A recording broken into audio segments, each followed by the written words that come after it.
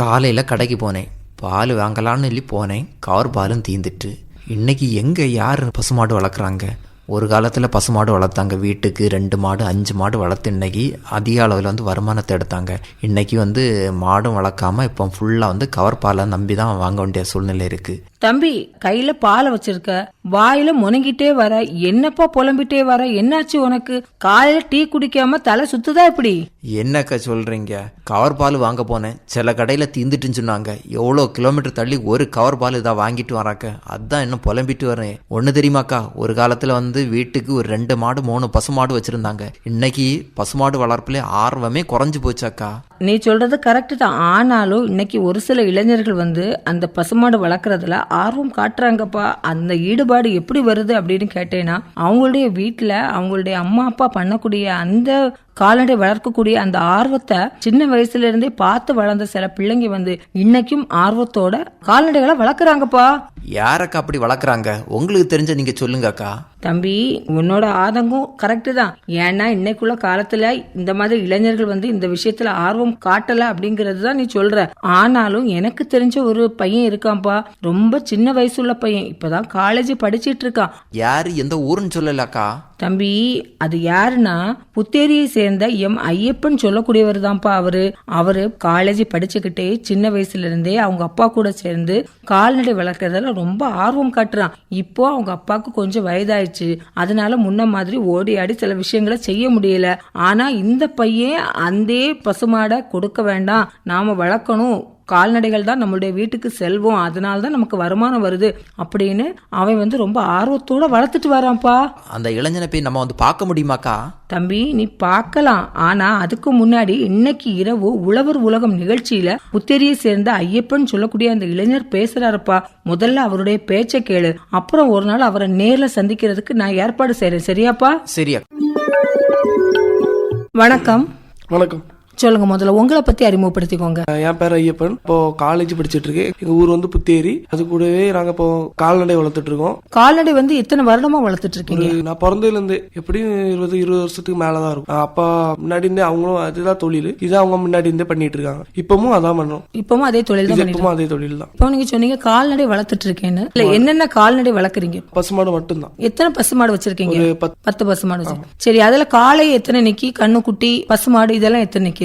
காளை கிடையாது, பசுமாடு மட்டும்தான். செயற்கை கருவூட்டல தான் நாங்க இது இன சேர்க்கை பண்றோம், அதனால காளை மாடு கிடையாது. இப்போ நீங்க 10 பசுமாடு வச்சிருக்கேன் அப்படின்னு சொன்னீங்க. காலையில எத்தனை மணிக்கு எழும்பி இந்த வேலைகளை எல்லாம் பாப்பீங்க? காலையில 4 மணிக்கு எந்திரிச்சு ஃபர்ஸ்ட் மாடெல்லாம் குளிப்பாட்டி அதுக்கப்புறம் பால் கறக்கிறதுக்கு உட்காந்துரும். எப்படியும் ஒரு 2 மணிக்குள்ள பால்லாம் கறந்து முடிச்சு அதுக்கப்புறம் பாதி பால் பண்ணைக்கும் பாதி பால் வீட்டுகளுக்கும் கொடுத்து முடிச்சிரும். கொடுத்து முடிச்ச அப்புறம் அதுக்கப்புறம் மாட்டுக்கு தண்ணி வைப்போம். தண்ணி வச்சு அதுக்கப்புறம் பிள்ளை போயிட்டு பிள்ளை முடிச்சுட்டு வந்த உடனே மாடு அவுத்து வெளியே கொண்டு போய் அதுக்கப்புறம் ஒரு 3 மணி போல திருப்பி மாடை நல்லா குளிப்பாட்டிக்கிட்டு அதுக்கப்புறம் பால் கறப்போம். அதுக்கப்புறம் பண்ணைக்கும் அதுக்கப்புறம் வீட்டுக்கும் பால் கொடுத்துரு. அதுக்கப்புறம் பால்லாம் கொடுத்துட்டு வந்த அப்புறம் மாட்டுக்கு தீவனம் எல்லாம் வச்சு புல்லெல்லாம் போட்டு பராமரிக்கிறோம். கொட்டகை பராமரிப்பு அப்படிங்கிறது ரொம்ப முக்கியம். நீங்க பசுமாடு 10 வச்சிருக்கிறதுனால அந்த கொட்டகைகள்லாம் எப்படி பராமரிக்கிறீங்க, அதை பற்றி சொல்லுங்க.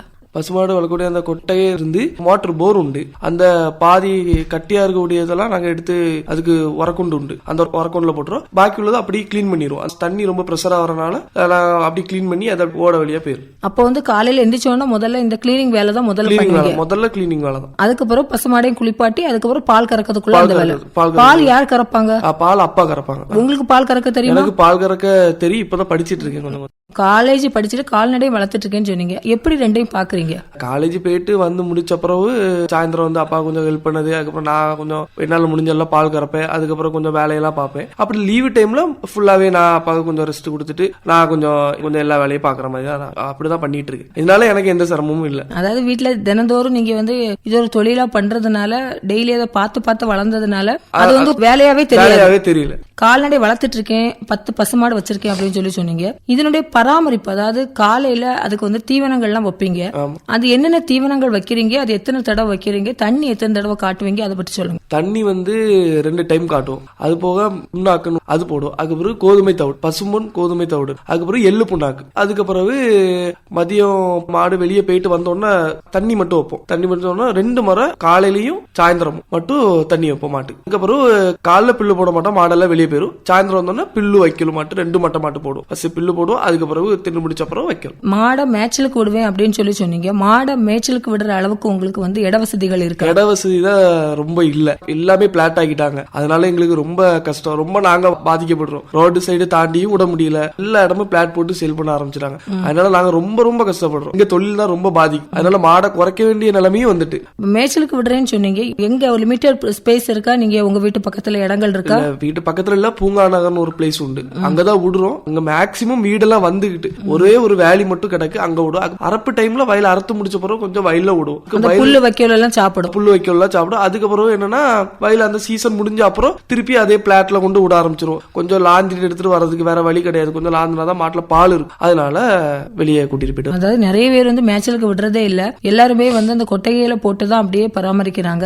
ஆரம்ப காலத்துல வந்து நம்ம குளிப்பாட்டுறதுக்கும் எல்லாத்துக்கும் நம்ம வெளியில் ஆறு அந்த மாதிரி இடங்கள்ல தான் போறோம். இப்போ வந்து சொன்ன மாதிரி ஸ்பேஸ் கம்மியா இருக்கனால அப்படி வளர்க்க முடியலன்னு சொல்றீங்க. முன்னாடி நாங்க மாடெல்லாம் வீட்டுல குளிப்பாட்ட மாட்டோம், தண்ணி வசதி கிடையாது. எல்லாமே ஆத்துல போய் தான் குளிப்பாட்டும், குளிப்பாட்டி மேட்ச் எடுத்து தான் வரும். இப்போ எல்லாம் போர் வசதி எல்லாம் போட்டு இப்போ வீட்லயே மாடை குளிப்பாட்டி எல்லாம் இது பண்ணிடுறது. அதுக்கப்புறமா மாடை அப்படியே வெளியே கூட்டிட்டு போய் மேட்சிட்டு வருது. இப்போ நீங்க என்ன வெரைட்டி மாடு வச்சிருக்கீங்க? பசு மாடு எல்லாமே நாட்டு மாடு தான். நம்மள ஜெர்சி அந்த இதே கிடையாது, எல்லாமே நாட்டு மாடு தான். நாட்டு மாடு தான், 10மே நாட்டு மாடு தான். ஏன்னா ஜெர்சி பசு வந்து இந்த வெயில் தாக்கம் இதாகாது, அதுகளுக்கு மேய்ச்சலுக்கு விடவும் முடியாது, மேல பொக்கலமா வந்துடும் அது. அதனால எல்லாமே நாட்டு மாடு தான். அது இல்லாம ஜெர்சி மாடு வளர்த்தா அந்த பால்ல வந்து சளி பிடிக்கும் பிள்ளைங்களுக்கு. இது நாட்டு மாடுல ஒண்ணுமே சளி ஒண்ணு எதுவுமே பிடிக்காது. ஃபுல்லாவே நாட்டு மாடு தான் வச்சிருக்கேன்னு சொன்னீங்க. இப்ப நாட்டு மாடுல வந்து பால் கறப்பு வந்து கொஞ்சம் கம்மியா இருக்கும் அப்படின்னு சொல்றாங்க. இப்போ உங்களுக்கு வந்து காலையிலயும் சாயங்காலமும் சேர்த்து வந்து ஒரு பசு மாட்டுல இருந்து எவ்வளவு பால் கிடைக்கும்? காலையிலயும் சாயந்தரம் வந்து ஒரு 6 லிட்டர் இல்லாட்டா 5 லிட்டர், 2.5 லிட்டர் வச்சு 5 லிட்டர் 6 லிட்டர் தான். ஆனா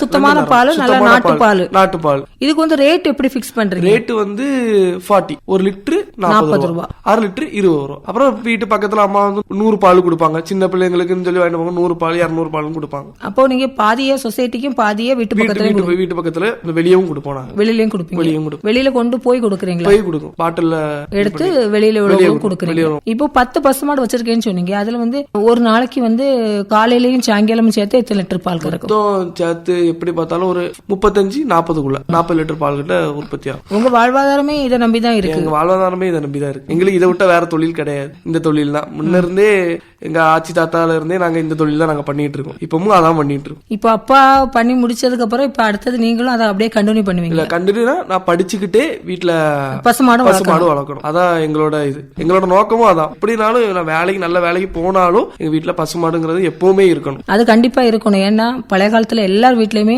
வீட்டுக்கு பின்னாடி வந்து தொழுவம் கட்டி அதுல பசுமாடு வச்சிருந்தாங்க. ஆனா இப்போ சொன்ன மாதிரி வீட்டுக்கு பின்னாடி இடமும் கிடையாது, வீட்லயே இடம் இல்ல. வீட்டுக்கு பேக் சைட்ல இடம் வந்து கண்டிப்பா இருக்காது. அதனால நிறைய பேர் பசுமாடு இல்ல. அது மட்டும் இல்லாம நாட்டு மாடு வந்து நிறைய இடங்கள்ல இல்லவே இல்ல. அவ்வளவுமே பால் உற்பத்தி அதிகப்படுத்துறதுக்கு வேண்டி அந்த கலப்பின மாடுகளை தான் நிறைய வச்சிருக்காங்க. அதனால நாட்டு மாடுன்னு சொல்லும் போது கேட்கவே சந்தோஷமா இருக்கு. சரி, இப்போ நீங்க நாட்டு மாடு வச்சிருக்கேன்னு சொன்னீங்க, இந்த நாட்டு மாடுகளுக்கு நமக்கு ஏதாவது நோய் தாக்குதல் அந்த மாதிரி ஏதாவது நோய் தாக்குதல்? அந்த வெயில் டைம்ல கோமாரி நோய்னு ஒண்ணு உண்டு. அது வந்து இந்த வாய் கால் எல்லாம் புண்ணு வந்துன்னா ஒண்ணுமே பண்ண முடியாது. பால் மாட்டுல ஃபுல்லா வத்திரும். மாடு நல்ல வத்தி ஒண்ணுக்கு இல்லாம பக்கத்துல டாக்டர் இருக்காங்க. நாட்டு மாடுக்கு பெருசா எந்த அளவுலயும் நாட்டு மாடை பாதிக்காது. அந்த ஒரு நோய் மட்டும் தான் பெரிய அளவு. ஆனா ஏதாவது காய்ச்சல் வரும். அதுக்கப்புறம் பிளாஸ்டிக் பேப்பர் இதெல்லாம் போடுறதுனால மாடுகள் தின்னு குடல்ல ஒட்டி அதனால கொஞ்சம் பிரச்சனை வரும். மாட்டுக்கு வயிற்றுச்சல் இருக்கும். வயிற்றுச்சல் இருக்கனால பால் கம்மியாகும், மாடு ரொம்ப உடம்பு சரியில்லாம வேற. அதுக்கு நாங்க டாக்டரை கூப்பிட்டு ஊசி போடுவோம். பெருசா நோய் ஒண்ணும் வேற தாக்காது. இந்த பிளாஸ்டிக் பேப்பரை மட்டும் போடுறத கொஞ்சம் இது பண்ணியாச்சுன்னா மாடுகளுக்கு கொஞ்சம் இது இல்லாம இருக்கும். தெரியாது, அதுவும் சேர்த்து போயிரும். ஃபுல்லாவே குப்பை தான். ஒழுங்கா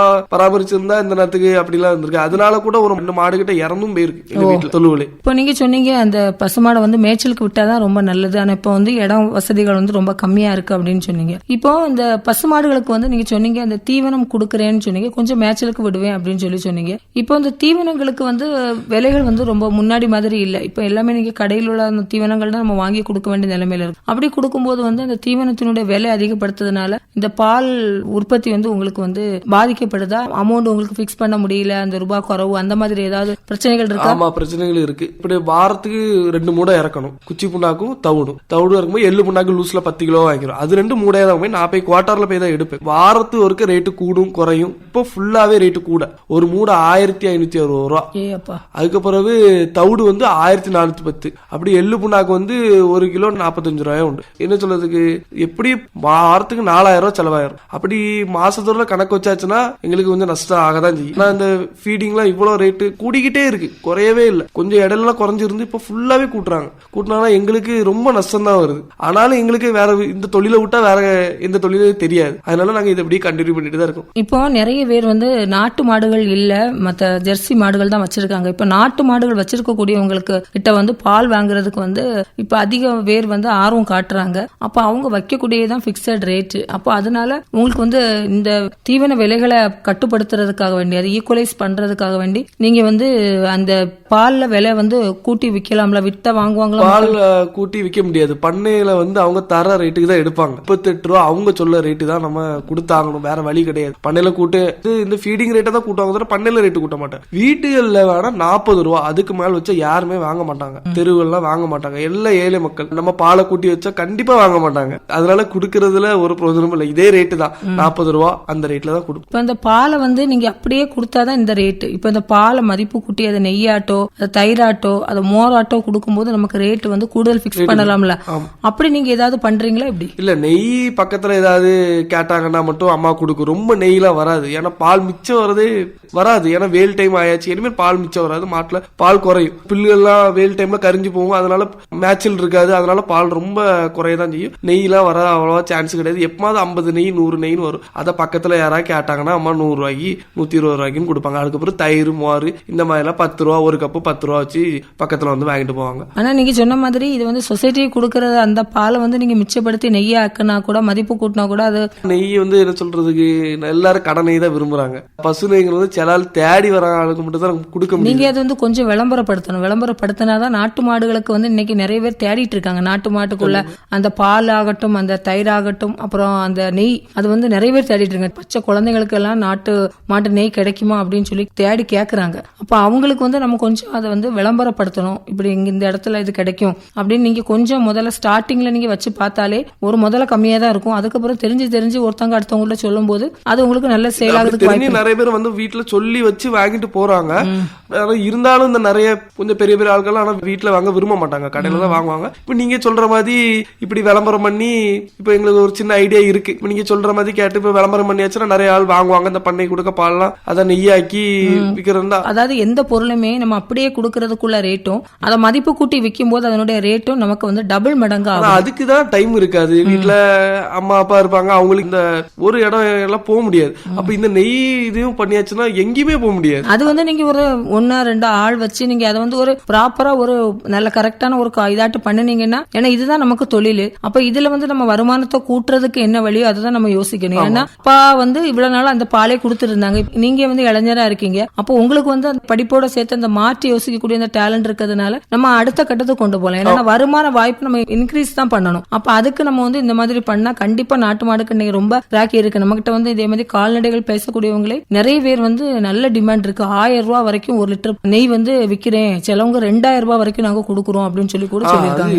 நீங்க சொல்ல மாதிரி எங்க ஆட்சி இருக்காங்க, ஆட்சிட்ட மிச்சம் வர பால்லாம் கொடுத்துரும். இப்ப எங்களுக்கு பண்ண டைம்ல ஆட்சி வந்து ஒரு நல்லூர் அங்க வந்து குடுக்கறாங்களா, ஆட்சி வந்து அதை தயிரை பாதிப்பாங்க. அதுக்கப்புறம் வெண்ணெய் நெய் எல்லாம் அவங்க விற்பாங்க. வித்து வார கடைசியில வந்து பைசா கூட தந்துருப்பாங்க. ஆட்சிட்ட கொடுத்துருவோம். பால் மிச்சம் வர பால்லாம் ஆட்சி கிட்ட தான் கொடுப்போம். எங்க வீட்டுல வைக்கிறதுக்கு நேரம் இல்ல, அதனால எங்க ஆட்சி வந்து மொத்த பாலையை எடுத்துட்டு போயிருவாங்க. எடுத்துட்டு போய் தயிர் மோர் நெய் இதெல்லாம் விற்பாங்க. வித்து வார கடைசியில வந்து பைசா வந்து கொடுத்துருவாங்க. இப்போ நீங்க படிச்சிட்டு இருக்கீங்க, இந்த வேலையும் பாத்துட்டு இருக்கீங்க. இதுல இடையில ஒரு கொஞ்சம் கிடைக்கக்கூடிய கேப்ல வந்து இந்த நெய் வந்து ஒன்னு ட்ரை பண்ண இன்னும் கொஞ்சம் கூட உங்களுக்கு அடுத்த ஒரு வருமான வாய்ப்புக்கு ஒரு வழியா இருக்கும். ஆமா, கண்டிப்பா நீங்க சொல்ற மாதிரி இனிமேல் இருந்த ஒரு ஐடியா இருக்கு, பண்ணலாம். ஒரு 2 ஆள் போட்டு அதுக்கு ஒரு தனியா ஒரு இடம் செட் பண்ணி கண்டிப்பா பண்ணையில கொடுக்க பாலுக்கு ரேட் இல்ல, ஆமா. அதை நம்ம நெய்யாக்கி விக்கிறனாலும் ஓகே தான். ஆனா நீங்க சொல்றதுல புரிஞ்சு. சரி, இப்போ நீங்க சொன்னீங்க நான் வந்து நாட்டு மாடுகள் தான் நாங்க வச்சிருக்கோம் அப்படின்னு சொல்லி சொன்னீங்க. பசுவா இருந்தா நாங்க எடுத்துக்குவோம், காளையா இருந்தா நாங்க வந்து விலைக்கு கொடுப்போம் அப்படின்னு சொல்லி சொன்னீங்க. இப்போ வந்து அது ஒரு கன்றுக்குட்டியை வாங்கி அதை வளர்க்கறது, அதை பராமரிக்கிறது எப்படி பராமரிக்கிறீங்க? கண்ணுக்குட்டி வளர்க்கறது வந்து குட்டி போட்டு 5-6 மாசம் அப்பா பால் விட்டுருவாங்க. பால் விட்ட பிறகு பால் குடிச்சு வளரும். அதுக்கு பிறகு நம்ம சாதா ஃபீடிங் மாட்டுக்கு போட மாதிரி பில்லு தண்ணி அந்த மாதிரி தான். அதுக்கு பிறகு வேற பெருசா வேற அந்த மாதிரி நாட்டு மாடுகளுக்கு பெருசா ஒண்ணும் இது கிடையாது. ரொம்ப பராமரிப்பு கொடுக்க வேண்டாம். நமக்கு பிறகு ஒரு கொஞ்சம் வளர்ந்த அப்புறம் ஒரு வருஷம் கழிஞ்ச அப்புறம் தானா போயிரும். அதுக்கு மாட்டுகளோடய சேர்ந்து மேய தானா போயிரும். அதனால தானாவே வளர்ந்துரும். அதனால அதை பத்தி ஒரு பிரச்சனையும் கிடையாது. பின்ன மாடுகள் தான் கொஞ்சம் இந்த மெடிசின் அதெல்லாம் கொடுத்து பராமரிப்பு கஷ்டமா இருக்கும். நாட்டு மாடுகள் வந்து ஆட்டோமேட்டிக்கா இயற்கையிலேயே அது வந்து வளர்ந்துரும். பசுமாடு வந்து சினைப்பிடிப்பு காலம், அதாவது அது கன்றுக்குட்டியில இருந்து வளர்ந்து அது பசுமாடா மாறி நமக்கு வந்து அது வந்து சினைப்பிடிப்பு காலம்னு ஒண்ணு இருக்கு. அது எத்தனை வருடங்கள் ஆகும்? 2.5 வருஷம் ஒரு 3 வருஷத்துக்குள்ள அந்த கால டைம் எடுக்கும். எடுத்து சிலது சென்னை ஆகாது. அதுக்கு பிறகு 2-3 தடவை ட்ரை பண்ணா அதுக்கப்புறம் சென்னை ஆயிரும். எல்லாமே செயற்கை கருவூட்டல். ஆனா வந்து நீங்க ஒரு 1.5-2 வருஷம் ஆகும்னு சொல்றீங்க. அந்த வருஷத்துக்குள்ளதான் சென்னை பிடிக்க வைக்க முடியும். அதுக்கப்புறம் தான் நமக்கு பால் கிடைக்கும். இப்ப நாட்டு மாடுகள் வரும்போது நமக்கு வந்து கொஞ்சம் லேட் ஆகும். சில கன்றுகள் வந்து 2 வருஷம் ஆகும், சிலது 3 வருஷம் 3.5 வருஷம் கிட்ட ஆகும். அது ஒவ்வொரு மாட்டை பொறுத்து இருக்கு. நோய் தாக்குதல், அந்த கோமாரி இந்த மாதிரி நோய் வருதுன்னு சொன்னீங்க. இந்த கால்நடை மருத்துவரை கேட்ட அவங்க கிட்ட ஆலோசனை பண்ணி அந்த தடுப்பூசிகள் இதெல்லாம் போடுறீங்களா? ஆமா, தடுப்பூசி போடுறோம். பக்கத்துல கால்நடை மருத்துவம் இருக்கு. அவங்க வந்து வருஷத்துக்கு ஒருக்குதான் வருவாங்க. இப்போ கொஞ்ச நாள் வந்த மாதிரி தெரியல, வரல. முன்னாடி எல்லாம் தடுப்பூசி போட்டுட்டு தான் இருந்தோம். இப்போ எங்களுக்கு கொஞ்ச நாளாவே வந்த மாதிரி இல்ல. ஆனாலும் தடுப்பூசி வந்து இந்த குளிர் சமயம் அந்த ஒவ்வொரு சீசனுக்கு பருவத்துக்கு ஏத்த மாதிரியான தடுப்பூசிகள் வந்து நம்ம கொடுக்கணும் தானே? கொடுக்கணும். ஆனா அவங்க ஊர்ல ஒரு கால்நடை மருத்துவம் இருக்கு. இப்போ கொஞ்ச நாளாவே வந்த மாதிரி இல்ல. ஊசி போடுறதுக்கு வருவாங்க, இப்போ வந்த மாதிரியே ஒண்ணு இல்ல. அதாவது நீங்க போய் கேட்கணும், நம்ம வந்து எவ்வளவு நாளைக்கு ஒருக்க போடணும் அப்படின்னு ஆலோசனை அப்பப்ப நம்ம கேட்கணும். ஏன்னா நம்ம பால் கொடுக்கறோம், அப்புறம் நம்ம இதுதான் நம்மளுடைய வாழ்வாதாரமா இருக்கும்போது நம்ம அப்பப்ப அந்த ஆலோசனை பெறது நல்லது தானே? ஆமா, ஆலோசனை பெறதுனால அவங்க எப்ப இருப்பாங்கன்னு சொல்ல முடியாது. நம்ம போற நேரம் அவங்க இருக்க போன் நம்பர் வாங்கி வச்சுட்டீங்கன்னா வாங்கி வச்சு இல்லனாலும் பக்கத்துல டாக்டர் இருக்காங்க, பக்கத்திலேயே இருக்காங்க டாக்டர் இருக்காங்க. ஆமா, அவங்களை எதுக்குனாலும் நாங்க அவங்கள தான் கூப்பிடுவோம். அதனால அவங்க கிட்ட நாங்க எதுனாலும் சொல்லி மருந்து வாங்கிறோம். அவங்கள்ட்ட சொல்லி தான் தடுப்பூசி போடவும் சொல்லணும் அப்பா சொல்லிட்டு இருக்காங்க. அதனால அவங்கள இது பண்ண, ஏன்னா அந்த டாக்டரை எப்பவும் பார்க்க முடியாது, வருவாங்க சில நேரம் வர மாட்டாங்க. அதனால இவங்க பக்கத்துல இருக்கனால நாங்க இவங்க கிட்டே எல்லா ஆலோசனைகளும் கேட்கிறோம். 2.5 வருஷம் கழிச்சுதான் நமக்கு வந்து சினைப்பிடிப்பு காலம் வரும். அந்த அதுக்கப்புறம் தான் நமக்கு பால் எல்லாம் கிடைக்கும் அப்படின்னு சொல்லி சொன்னீங்க. இந்த ஸ்டார்டிங்ல நமக்கு ஆரம்பத்துல நமக்கு பால் கறக்கும் போது இதே மாதிரி 5 லிட்டர் பால் வந்து முதலே கிடைக்குமா? இப்படி முதல்ல கிடைக்காது, போக போக இன்க்ரீஸ் ஆகும். நம்ம போடுற தீவனத்தை பொறுத்து இருக்கு. எள்ளு புண்ணாக்கு, கடலை புண்ணாக்கு இந்த மாதிரி போடும் போது தீவனத்துல போடும்போது பால் போக போக ஏறும். 1 லிட்டர் கூட இருக்கும், சில நேரம் 1 லிட்டர் குறைவா இருக்கும். அந்த மாதிரி காலையும் சாயந்தரமும் அப்படி குறையும் கூடும், போடுற தீவனங்களை பொறுத்து இருக்கு. நீங்க வந்து ஒரு இளைஞரா இருக்கீங்க. உண்மையிலே உங்களுடைய அனுபவத்தை குமரி பண்பில் நிறைய பேர் கேட்டுட்டு இருப்பாங்க. கண்டிப்பா பயனுள்ள வகையில் அமையும் அப்படிங்கிற நம்பிக்கையோடு இன்னைக்கு உங்ககிட்ட இருந்து விடைபெற்றுக் கொள்கிறோம். ரொம்ப நன்றி. நன்றி. இதுவரை கால்நடை வளர்ப்பில் இளைஞர்கள் நேர்முகம் கேட்டீர்கள். பங்கேற்றவர் புத்தேரி எம் ஐயப்பன் அவர்கள். உடன் உரையாடியவர் ரதி அருண்குமார்.